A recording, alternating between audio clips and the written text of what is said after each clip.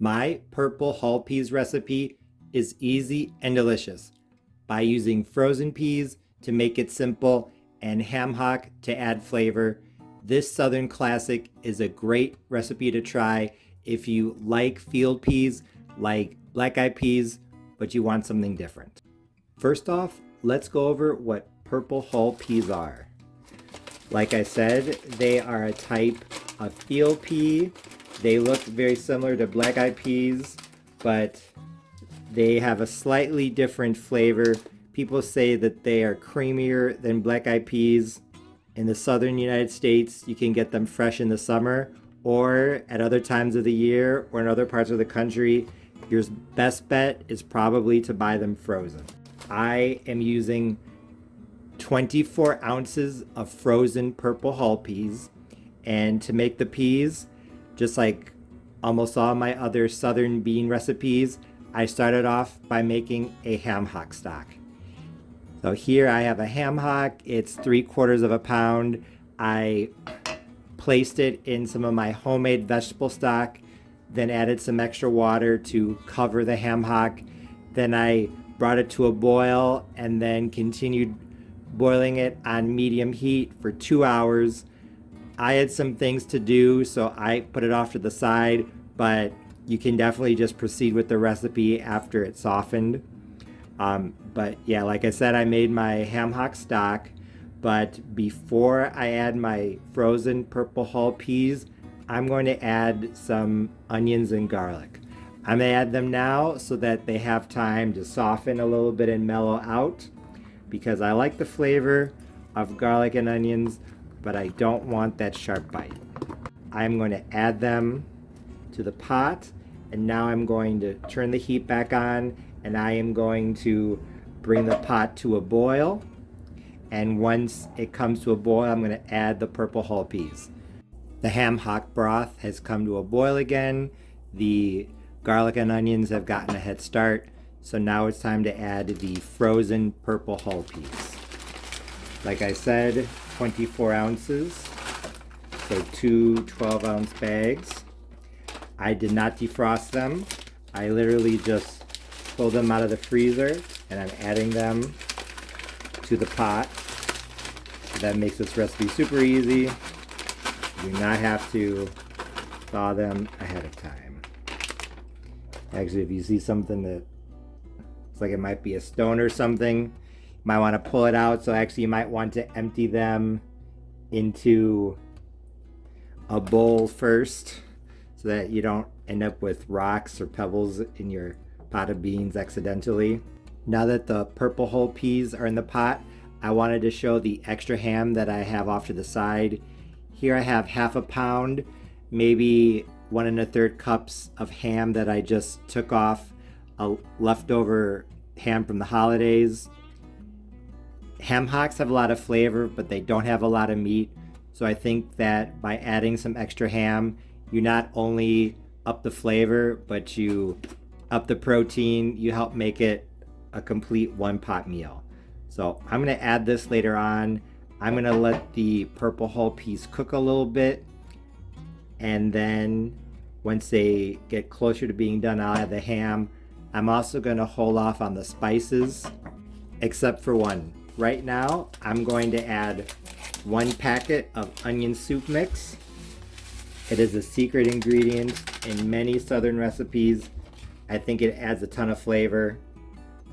So I highly recommend adding onion soup mix. I'm going to hold off on adding the other spices. So now that the onion soup mix is added to the pot, I'm just going to let it cook. My purple hull peas have been cooking on medium-high heat, guess mark 4 out of 6, for about 40 minutes. As you can see, a lot of the liquid has evaporated away. The purple hull peas themselves, they're getting a lot softer. They're almost done. I'm going to add just a little bit because I do think it's going to need a little bit more. I think in max half an hour, these will be done. What I'm going to do now is I'm going to take out the ham hock, and I'm going to take out the ham hock so that I can pull off the meat. Ham hocks don't have a ton of meat, but they do have some. so I want to get it off. But now I'm going to add the ham that I have off to the side. Like I said, this came off of a holiday ham, so I'm just going to add it for not only extra meat but also extra flavor because this is smoked. I am going to make some cornbread off to the side. That's why my oven is on now. At this point is when I would start getting everything for the cornbread together so that it is ready when the beans are ready, or the peas I should say.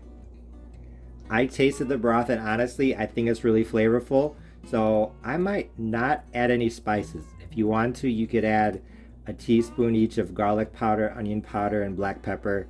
But just like the last time I made black eyed peas, I don't know if they really need anything. So the ham hock and this now leftover ham, the onion soup mix, the homemade vegetable stock, and the garlic and onion that I added to the broth right before I added the frozen peas, that should be enough. I just finished taking the meat off of the ham hock, so now I'm just going to crumble it into the pot. I tasted the broth and like I said, it's very flavorful, it's very smoky. If you like smoked flavor, you will definitely like my purple whole peas recipe. One thing I did want to emphasize is that you do not want to add salt to this. So if you use vegetable broth or chicken broth or something like that, do not add salt to it because ham hocks are salty, as is leftover ham. So you do not want to add salt to this. I honestly think that you could add garlic pepper, onion powder, and black pepper if you wanted, but salt, I don't think so because this is already fairly salty. Some people might even think this is a bit too salty. So just be careful when you're cooking with ham hocks or other ham. Hold the salt. It's now been about an hour and 20 minutes since I added the frozen purple whole peas to this pot, and I would say that they are done. I did add some more water, but you can see most of the liquid has boiled away, and these are definitely ready to eat. They're soft, but they're not falling apart just yet. There is kind of a very loose gravy that's formed from maybe some of the onion and some of the smaller peas that have broken down, but for the most part, they're still whole. This is how I like them. If you want them cooked a little bit more, you can. For this, I would say at medium-high heat, no more than an hour and a half from the moment you add them frozen. So I am actually going to turn down the heat to low. My cornbread isn't quite ready yet, but when it's ready to serve, I will bring you back.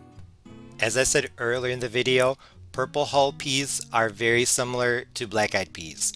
And actually, if you didn't know, you would probably think that this was a pot of black-eyed peas. I wondered if the flavor was similar too, so I couldn't wait for my cornbread to come out of the oven so I could give these a try.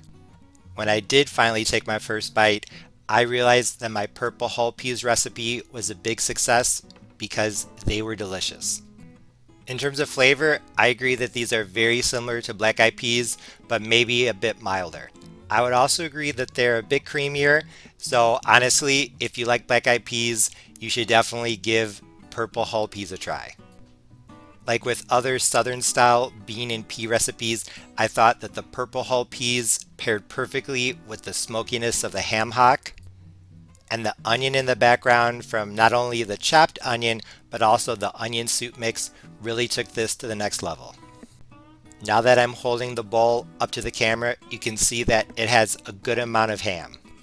Although the extra ham in addition to the ham hocks is optional, I highly recommend that you add it, not only for the extra flavor but also for the extra protein. Because a little bit of meat is really going to make a bowl of purple hull peas and cornbread feel like a complete meal. Although this recipe was pretty easy, there are a couple things I wanted to point out. Cooking frozen purple hull peas on the stove is pretty quick. I cooked mine for an hour and a half on medium-high heat, gas mark 4 out of 6. So keep that in mind if you're making cornbread, rice, or biscuits on the side. The quick cooking time is also important to keep in mind because you don't want to add too much water to the pot. As you saw earlier in the video, the pot wasn't full of water when I added the frozen purple hull peas. You don't want to start out with too much water because when you add the purple hull peas, they're going to displace the water, raising the level of the water in the pot. So if you have too much in the beginning, you run the risk of having your pot overflow. Also, if you have a lot of water in the pot, you're going to have to cook it longer if you want a thick gravy, a thick broth. So that's something to keep in mind too, because like I said, purple hull peas on the stove cook pretty quickly. So if you have to cook them a long time to evaporate or boil off some of the water, your peas are going to be mushy. Those two things aside, I think that cooking frozen purple hull peas on the stove with ham hocks is pretty easy. As I said earlier in the video, these were very similar to black eyed peas, but honestly, I think I might like black eyed peas just a little bit more because the flavor is more pronounced. My honest opinion is that if you like black eyed peas, cooking frozen purple hull peas on the stove with ham hock is definitely worth a try, but you might end up liking black eyed peas a little bit more. On the internet, it seems like a lot of Southern cooks absolutely love purple hull peas, so some people might disagree with me. That's why I think you need to make this recipe and decide for yourself. It's a great way to use up leftover ham from Easter, Thanksgiving, Mother's Day, or any day, so definitely give this a try. As always, thanks for watching. See you next time.